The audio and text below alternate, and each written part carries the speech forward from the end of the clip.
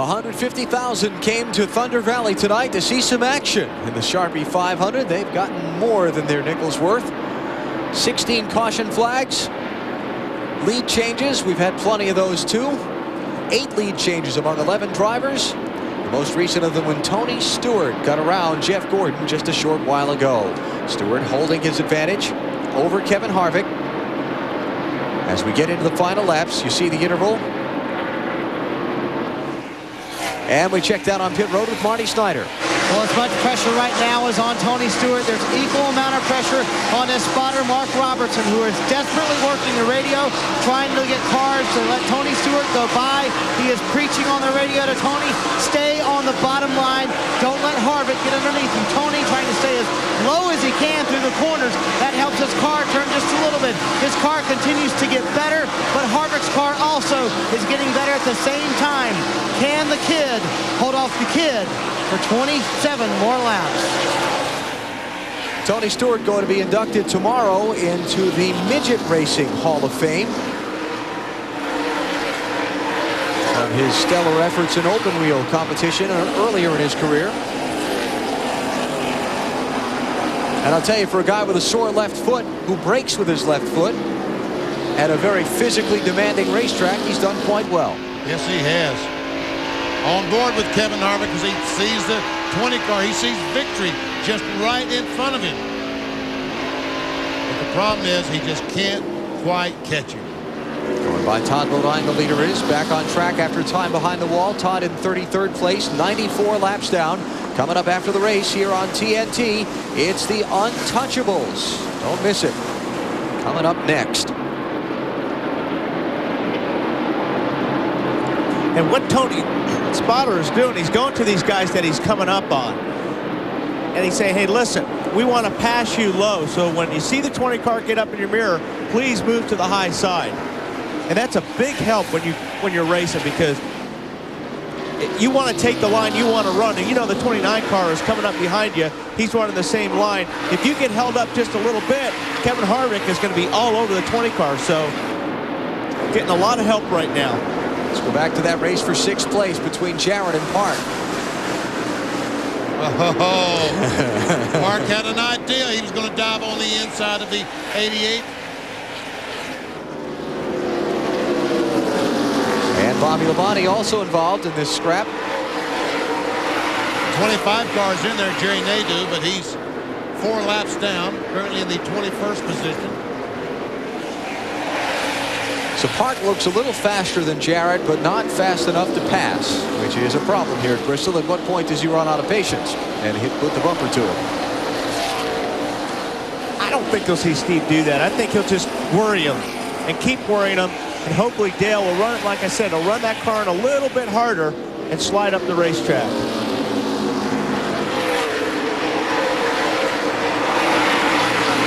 Oh, he's right on him. Oh, and he's faster. I think he's much faster than Jarrett. Jarrett knows, no doubt his spotter Bobby Jeffries has told him, if he lets Park underneath him, Bobby Labonte's coming through as well. As we watch this, Tony Stewart is now pulled out to about a 2.5 lead on Kevin Harvick.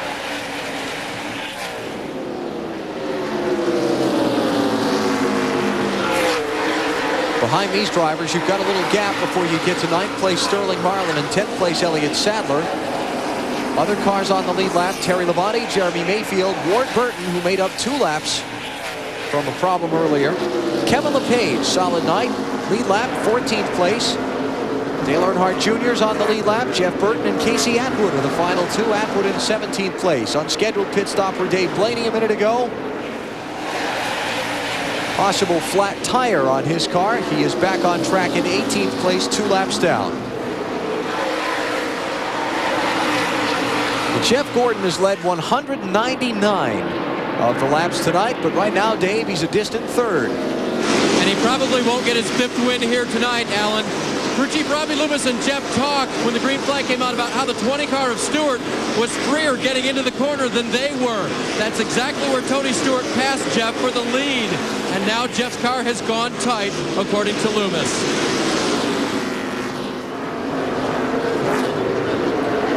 So Jeff some 6 seconds behind, 6.8 seconds behind that man, Tony Stewart.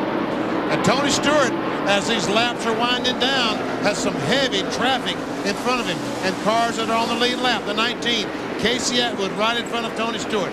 And in front of him, Jeff Burton.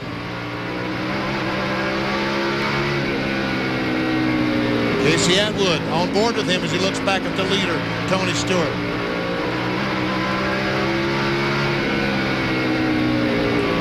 We only have 11 laps to go, but Kevin Harvick can make up a lot of ground in a hurry.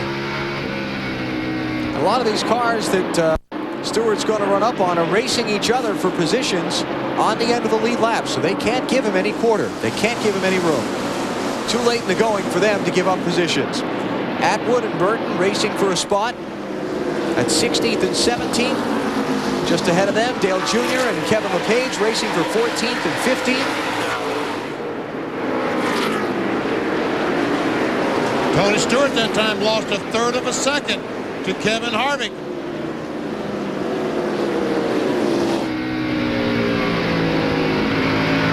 We've seen the lead change hands on the last lap here at Bristol before, sometimes in spectacular fashion. And Harvick is coming. Don't think that Harvick won't use that front bumper either. He picked up a little bit of a reputation in last night's Busch Series race when he bulled his way through the field. A couple of his fellow drivers less than pleased with his use of the old chrome horn. Will it come into play tonight? Will he get close enough to even have the opportunity?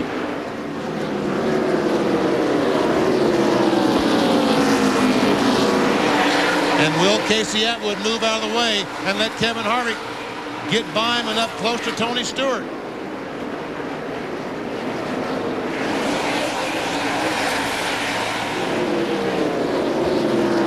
Five laps to go for Tony Stewart when he crosses the start-finish line. 5 to go now.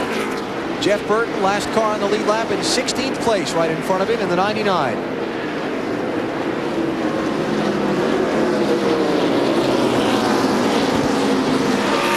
And that car's low. Right down at the bottom. 4 to go. Tony Stewart having to get off the throttle as he came off the second corner.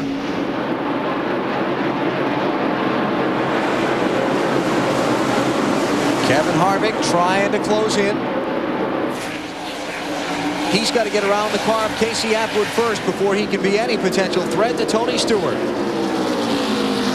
Atwood gives room. 2 to go.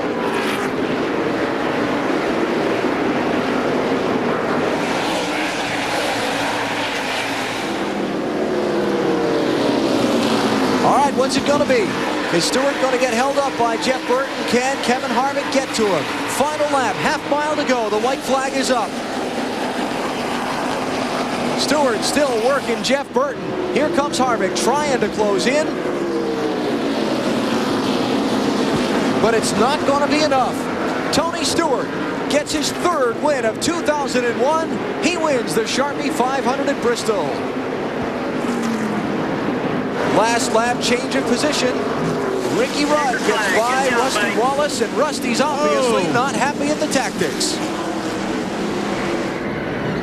And Dale Jarrett spins down in the corner. Tempers. Right to the very end. And the drivers and crew chiefs of those two cars have already been called to the big red trailer. How about a win for Tony Stewart, Marty? Well, congratulations for Greg Zeppedelli all around from the crew, and looked like Harvick was catching him for a while, didn't it? Yeah, we probably had the best car all night on long runs. We had to do some adjustment to try and get it picked up there on the front side, and everything went our way tonight. It was a little nerve-wracking here at Bristol. We've been so close. I think we've been in second here, a little third the year before, but Tony showed up ready to race this weekend. Everybody in Home Depot Pontiac did a great job. I want to say hi to my wife. We're expecting our first baby, hey, and this couldn't be more awesome for Home Depot Pontiac. Joe Gibbs Racing. He's doing a whole lap burnout out there. That's pretty cool. Back to you guys upstairs. We've gotten into this contest of the burnout things for the race winners, haven't we? We'll hear from Tony Stewart when we come back to Bristol in a minute on TNT.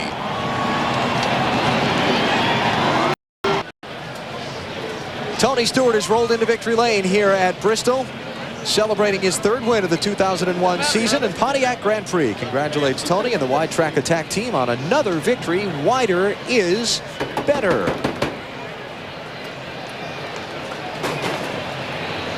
Let's go to Bill Weber. Ready? Well, here in victory lane, Tony Stewart unbuckling after an extremely successful night, and this should get a big roar from the fans at Bristol Motor Speedway. Tony Stewart wins at a track where he said before the race he would love to win, and he did.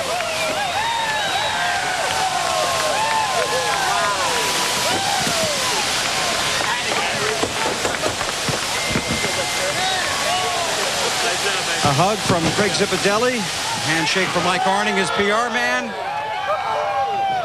and a cooler full of ice water. Hey, even that can't put out the smoke. Hey, I can't put out the smoke and I can't put out the fire tonight, babe. This thing was awesome. You know, Greg and the guys, they kept working on it all night, and I was cold. I'm just hot tonight, but well, you were hot. How about that pass for the lead? I mean, the last 2 runs we were better than Jeff, and Jeff was a lot better than us on the get-go, and you know, he had a good car all night. I don't know what happened there at the end there, but you know, we would struggle a little bit at the beginning of the run, but boy, midway and the end of the run, we were really strong. How's your left foot? It hurts. It hurts, but this is going to mask the pain for a while. This is one you said before the race, Tony, that you really wanted to win. You wanted to win at Bristol, and you won the Bristol night race, and that's extra special. Well, I mean, I've been wanting to win a race here all my life. I mean, this is my favorite racetrack, and these guys always work hard, and we've always run good here. We just have something that always has come up to keep us from winning. And you know, we had Bob Nardelli from Home Depot here tonight, and he's better start planning some weekends off, because he's going racing with us for a while till we lose one. You've never won a NASCAR Winston Cup race with 500 in it, 500 miles or 500 laps.